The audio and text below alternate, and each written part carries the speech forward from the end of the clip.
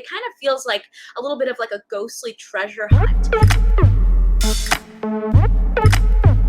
Hey, it's Kristen, and today we are talking about Fantasia Film Festival 2021. I got a chance to cover this film festival last year, and it was so much fun, and we're continuing the coverage this year. For those of you who might not know, Fantasia is a really fun genre festival out of Canada. My hope is one day to go in person, but in the meantime, I'm glad I get to check out these films, at least from the comfort of my living room. And I'm going to be ranking the films that I saw this year from worst to best. Consider subscribing if you like this one, and drop down in the comments and let me know your thoughts on these films, if they sound like something up your alley, if you're interested in checking them out. I will say a bunch of these are definitely headed to Shudder soon. I will also leave a link to my Fantasia coverage right over here where you can check out interviews that I did with the creators of Glasshouse, Martyrs Lane, and Hellbender. So I hope you guys enjoy, and without further ado, let's get into it. So starting with one of my least favorites, that would be The Last Thing Mary Saw.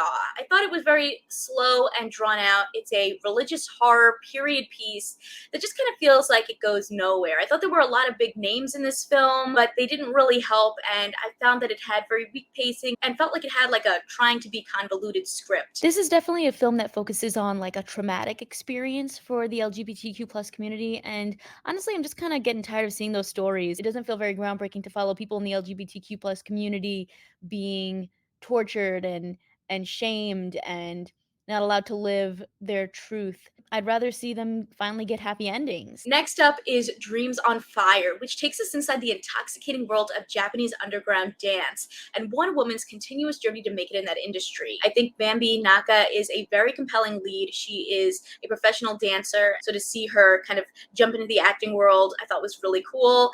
I will say this film was a little bit long and dragged out at times, but I thought this film was also very realistic in the fact that it didn't just have this person who's trying to become a dancer make it immediately. In fact, there was a lot of ups and downs, and even when she finally gets a gig, it's not the biggest thing in the world. She's not automatically a superstar, but she lands her first professional dancing gig, and it is very exciting. Next up is Tiang Baru Social Club. This had a really retro, candy-colored vibe, and I thought it paired really well with its whimsical dystopian take on this idea of just trying to find happiness through an algorithm-led community. This one was so much fun. Next up is Little Vampire. This was a French animated film, and I thought it had the perfect mix of creepy, cute animation.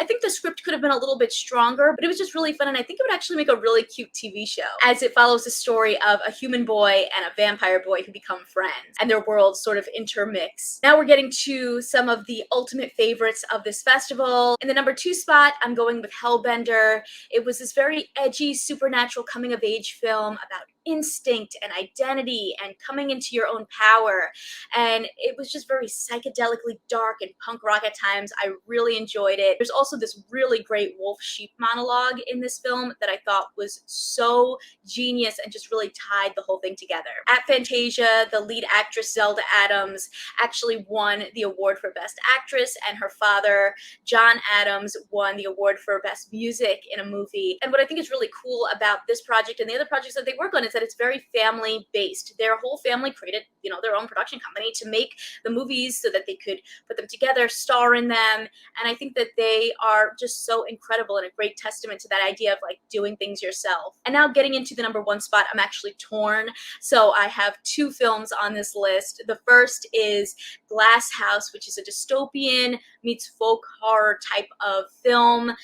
It's been compared a lot to The Beguiled. It's a South African film with a very sensual and atmospheric vibe to it. It explores tradition, the fragility of memory, and the roles that we play within a family. And I think it's one of those projects that just gives you a lot to talk about. I got a chance to speak with the director, and oh my gosh, my mind was just blown with all of the different details and things that they thought about and that they brought into the themes of this film. So good. And then finally, Martyrs Lane, another brilliant film. The young actress in this, Sienna Sayer, actually won a Rising Star Award. This is just an emotional and haunting ghost story that follows a young girl trying to piece together a family secret. It kind of feels like a little bit of like a ghostly treasure hunt. The young actors, Kiera Thompson and Sienna Sayer, play off of each other so brilliantly. I thought this was just a really well done film. And I can tell you already that I know Martyrs Lane and Hellbender are both going to be on Shudder soon, so definitely look out for those. Hopefully the rest of these movies will be coming out shortly as well. I think this was just a really great lineup this year. I think that there were so many great emotional, haunting, dystopian,